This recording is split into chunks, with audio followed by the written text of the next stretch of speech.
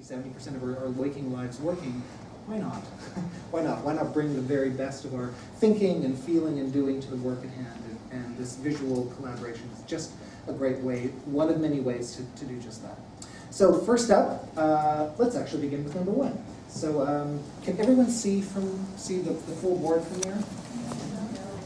So maybe what we could do is the following. As we call up the group, maybe two people, if possible, can either raise the board so others can see it, yeah, let's do that. So it'll just be easier for us to see.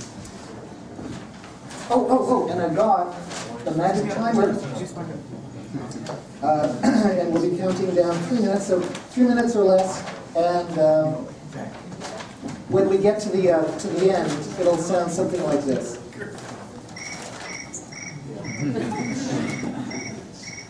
All right. Okay. So ready, set, you're on. Okay. So our group had to take a look at what are the forces that are shaping our industry. And one thing our group kept coming back to was this notion of change, that everything seems to be in flux.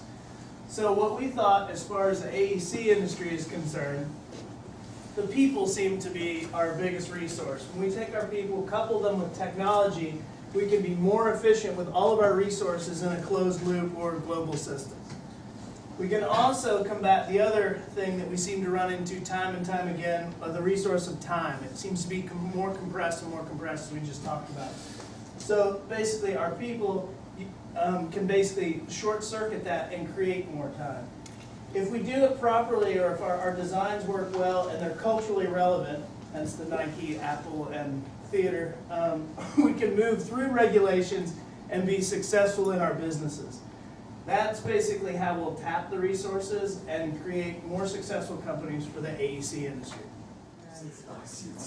Our group was tasked with the idea of how can you evolve your business model, and we came up with 3 different aspects that drove this, and started with the core being our partners, who we are, the you and the us, who we are now, our existing client line and our workforce and all, that all are driven in the current process of our process, our resources, our marketing, our vision for the organization, our technology capabilities, and our collaboration for the future.